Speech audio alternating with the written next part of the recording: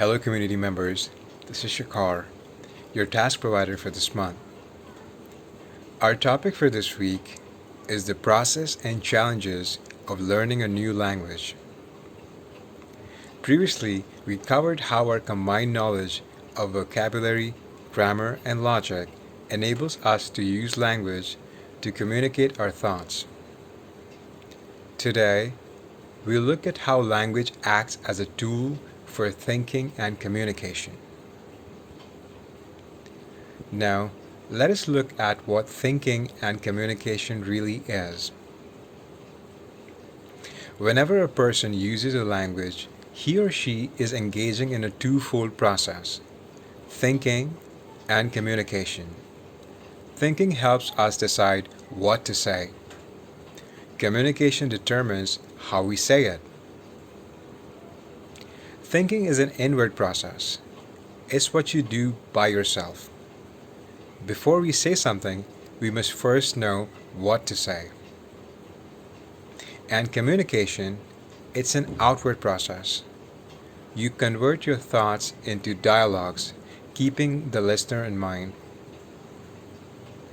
Now, the purpose of communication is to create understanding and agreement.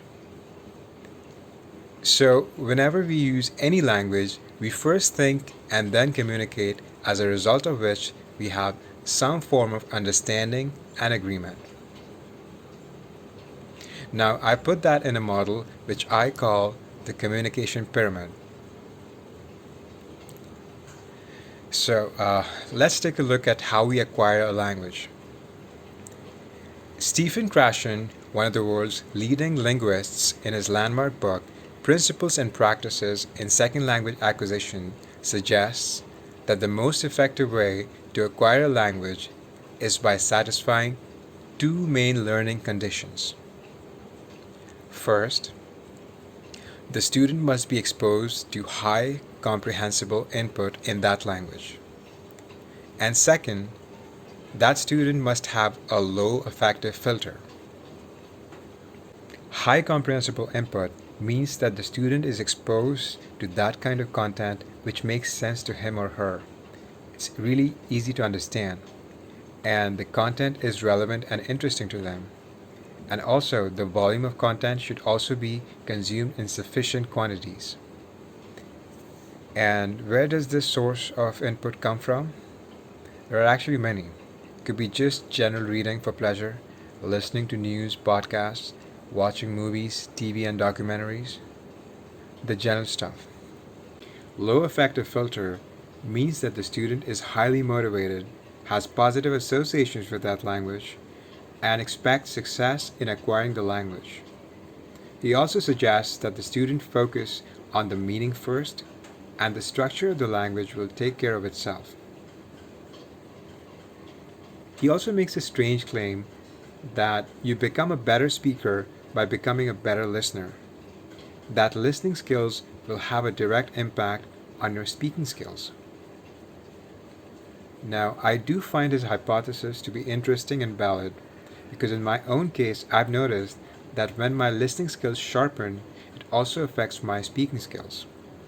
Now, whichever language we use it primarily for three practical purposes.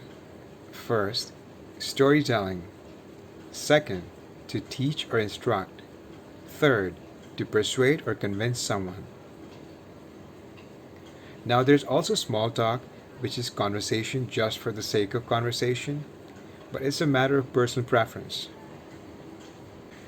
So, after taking a look at how language helps us to think and communicate better, and in what ways we can acquire a new language, let's review our own process and challenges of learning English in this week's task.